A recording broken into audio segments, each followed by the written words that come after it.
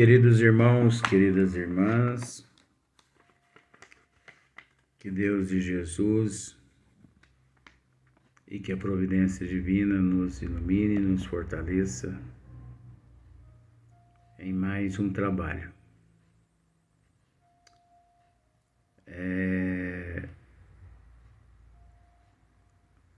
Hoje nós vamos iniciar o esmiuçamento do livro A Gênese. Vó estava com intenção de esmiuçar o livro O Céu e o Inferno, mas até por uma questão de sequência, ela concordou, porque o Céu e o Inferno, das 5 obras básicas, ele é o 5º livro. Então, o primeiro livro das obras básicas é o Livro dos Espíritos,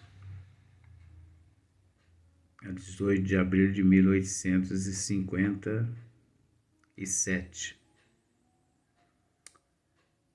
Depois nós temos o Livro dos Médiuns, em 1861. Depois nós temos o Evangelho segundo o Espiritismo, em 1864. Depois nós temos a Gênese, 1868. E finalizando, o livro O Céu e o Inferno, em 1869. Interessante que 1869, 100 anos depois eu nasci. Eu nasci em 1969.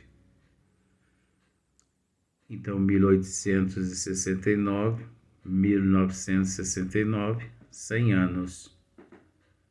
Eu fico analisando todas essas datas que correspondem a 1969.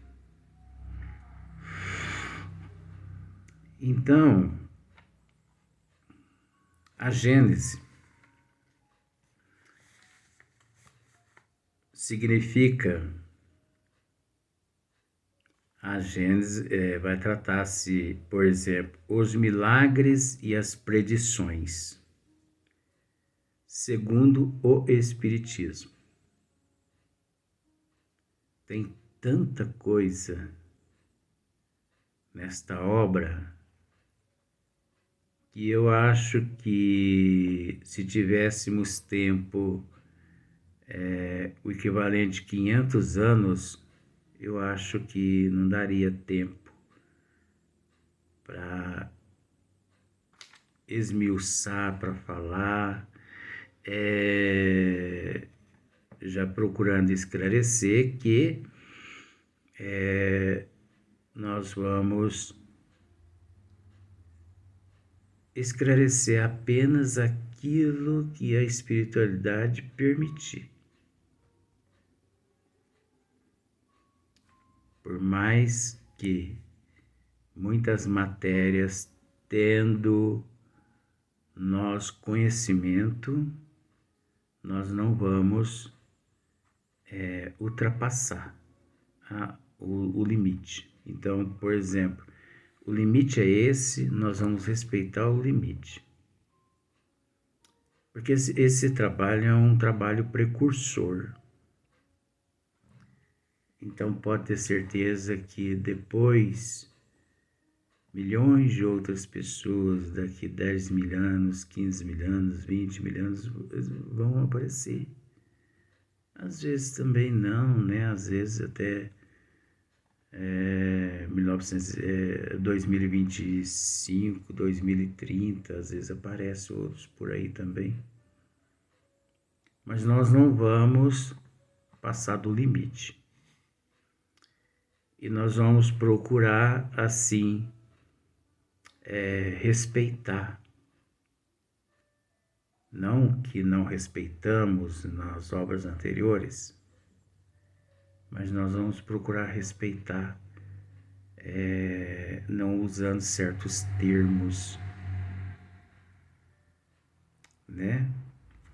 Então, os milagres e as predições segundo o Espiritismo. Então, olha só para você ver uma nota de Kardec. Aqui eu acho que você já vai começar a entender uma coisa que nós temos sempre dito nos outros esmiuçamentos. Você observa que eu não estou preocupado com o tempo. Eu estou agradecido pela permissão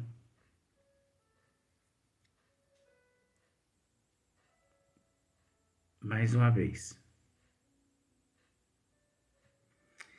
Então, olha só para você ver uma questão aqui. Essa é nota de Kardec. Ó. A doutrina espírita. Olha o que Kardec, que nota que deixou aqui. Isso aqui resume a doutrina toda. A doutrina espírita há resultado do ensino coletivo e concordante dos espíritos. A ciência é chamada a constituir a gênese de acordo com as leis da natureza. Por isso que já tivemos a oportunidade de dizer que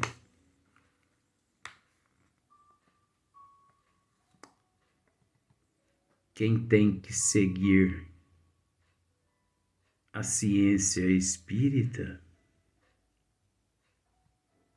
são as outras ciências. Por mais que umas carecem uma das outras. Mas é preciso entender que a ciência espírita, ela não se detém, onde as outras ciências se detêm.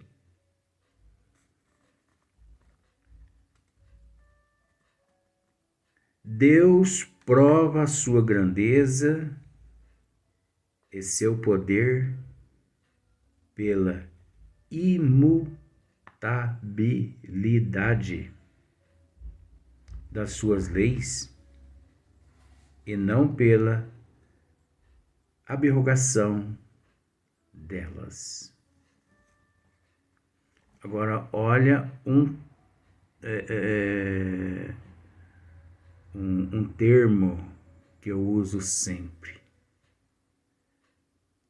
Agora, você que tem assim, né, que sempre me ouviu dizendo isso, gente, mas como que o Luiz sabe isso?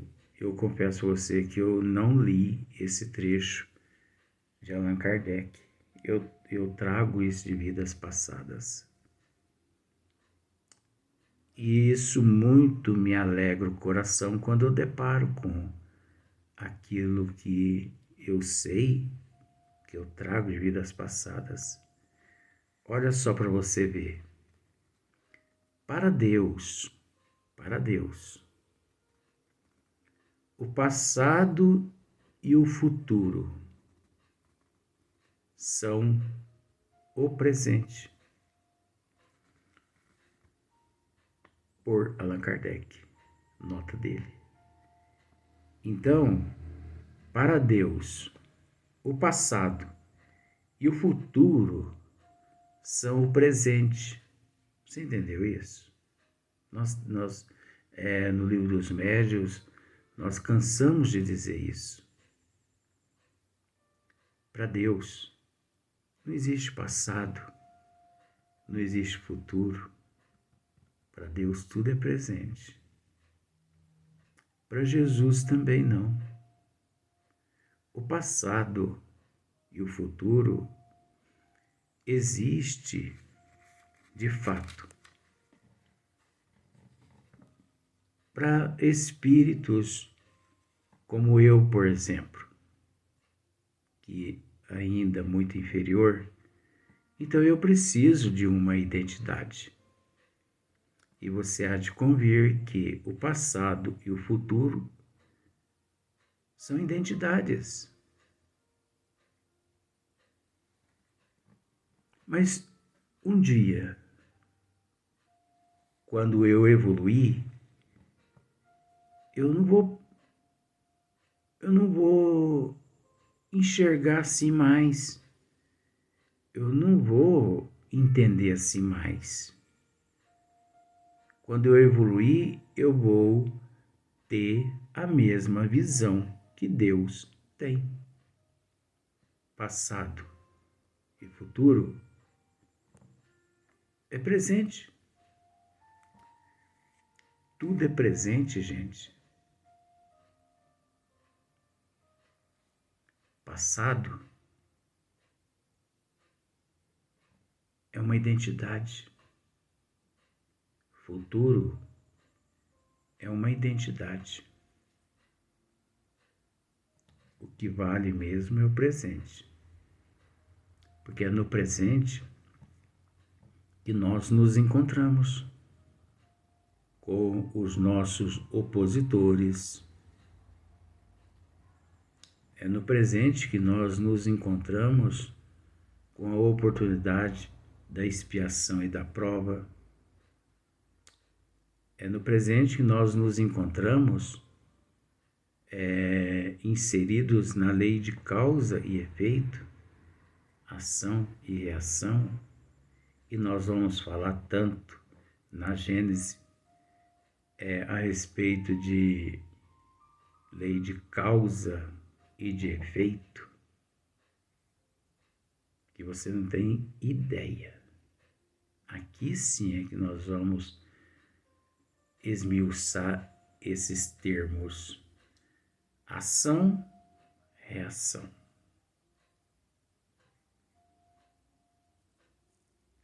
Prova, expiação. A Gênese, que significa a palavra a Gênese? Obviamente, existem vários termos,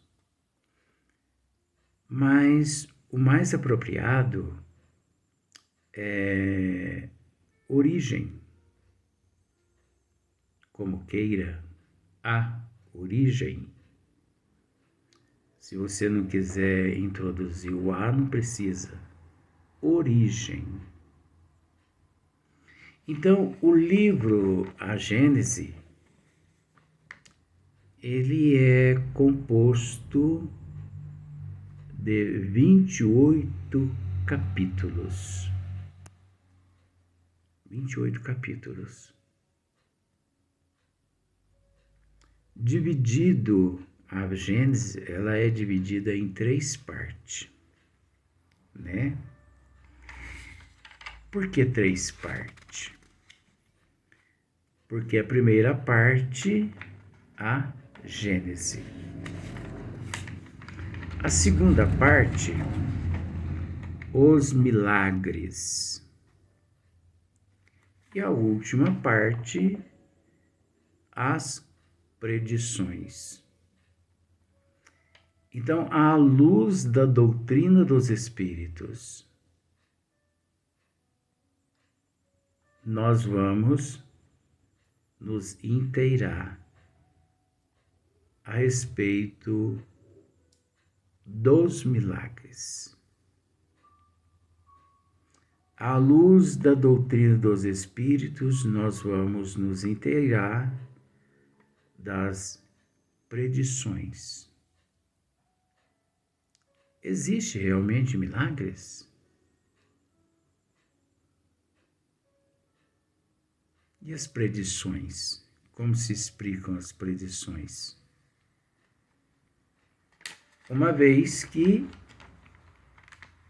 existe a gênese de tudo, que é a origem, ou origem, como queira. Então, por aí você observa a profundidade dessa obra, que nós não vamos nos preocupar com o tempo. Até porque, conversando com vó me disse assim: meu filho, depois que você esmiuçar as obras básicas, menos o Evangelho, e também as 12 revistas espírita, você vai deixar o corpo físico. Falei, vó do céu. Só tem noção do que só está dizendo? Tenho, meu filho. É lógico que tem. Vó, porque esmiuçar a Gênese e o livro Céu e Inferno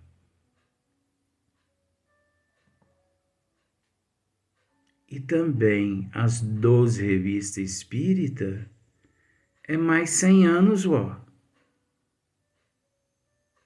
Ah, pô, mas você não crê na imortalidade da alma? Você pode retornar à pátria espiritual, é aí que vem a psicologia. Você pode retornar à pátria espiritual qualquer hora. E na próxima você pode dar sequência. Inteligente ela, né? Então eu sei que principalmente, eu tenho que agradecer a Deus.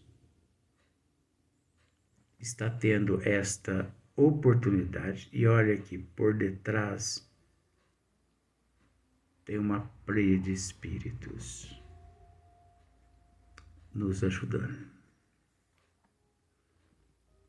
Por detrás tem muitos seres encarnados orando por mim, por meu restabelecimento emocional, psicológico, físico. Você acha que eu não passo por esses problemas? Eu sim que sou atacado. Amparado, mas também atacado. Mas não estou reclamando, porque eu não reclamo. Eu agradeço. Então, há uma pleia de espíritos por detrás desse trabalho. O professor Eurípides, Dr. Bezerra de Menezes, Marcílio Colombaroli, Dr. Estevão, Fernando, Rodrigo, Vó, Sr. Cássio, que aqui está presente. Sim, faz parte da equipe. Um dia foi um zero à esquerda. Hoje não é mais não. Espírito muito nobre. Então eu tenho que agradecer a assistência desses amigos espirituais e físicos. Porque tem muitos amigos no corpo físico que torcem por mim. Porque o meu êxito é o êxito de muitas pessoas. O nosso canal ele não é muito visitado. Mas desde quando nós começamos esse trabalho, eu tenho que deixar registrado isso aqui hoje. No segundo vídeo é que nós vamos começar a ler aqui a Gênesis. Desde quando nós começamos esse trabalho, 45 mil pessoas já tiveram a oportunidade de assistir os vídeos. Agora, em 45 mil, se uma pessoa se evangelizar, não precisa mais nada. Agora, você acha que eu estou preocupado assim, com todo respeito, que as pessoas que assistam, que se evangelize? Não é não, meu bem. Meu bem é com todo respeito. Essa pessoa que precisa se evangelizar sou eu. Então essa oportunidade aqui está sendo me dada, ou melhor, dada a mim. E eu, tão grato pelos benfeitores espirituais e tão grato pelas orações de vocês, eu distribuo com todos vocês, porque eu não sou egoísta. Eu fico pensando assim comigo assim, com todo respeito, que se eu chegasse a ganhar na Mega Sena, eu ficaria pobre financeiramente em uma semana. Porque eu ia dar dinheiro para tudo quanto é instituição. Eu ia ajudar tantas famílias, tantas mães.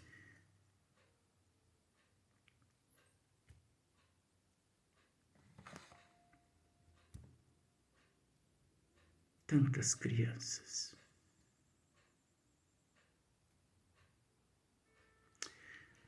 Mas eu acho que, como vó mesmo já me disse um dia, a nossa Mega Sena, meu filho, é o Evangelho.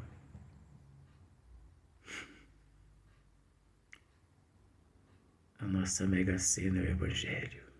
É, vó? É. Sabe por quê, meu filho? A Mega Sena, ela é útil, é necessário, essa dos jogos. Mas ela supre só a matéria. Vó tem uma sabedoria.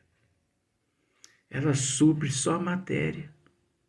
Casa, carro, luxo, né?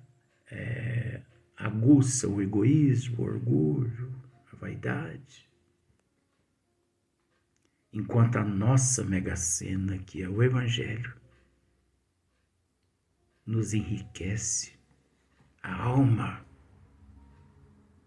de dentro para fora. Então nunca procure satisfazer o exterior primeiro que o interior. Por isso, uma boa parte da humanidade encontra-se equivocadas, preocupadas com o externo. Mas um dia, meu filho, eles vão, por um processo natural, procurar enxergar a riqueza interna. Então, eu tive que me calar, porque vó chega e me bate com pelica. Ela vai falando assim, eu tenho que baixar a cabeça. E ela vai falando, eu vou me curvando, me curvando. Vó, Marcílio e o professor e Dr. Bezerra de Menezes são seres que, quando conversam comigo, eu nada questiono. Eu apenas me curvo. E quando eu posso, Eu apenas respondo: sim, senhores. Seja feita a vontade do Pai através de vocês. Parece que eu estou aqui enganando o tempo, né? Não. É para compartilhar com você esse acontecimento mais importante na minha vida. E esses são os acontecimentos mais importantes. Se você me der uma mega sena de 100 bilhões, eu não quero. Eu quero o esmiuçamento para tratar a alma de dentro para fora. Eu não estou preocupado com o lado externo. Estou preocupado com o lado interno. Por mais que é necessário administrar o lado externo. Você viu só? Administrar o lado externo. Mas a autoevangelização vem de dentro. Você cuidando do lado de dentro, a autoevangelização se dá também do lado de fora. Então, é compartilhando. Porque um momento como este, nunca mais você vai presenciar na Terra. Vamos para o próximo vídeo.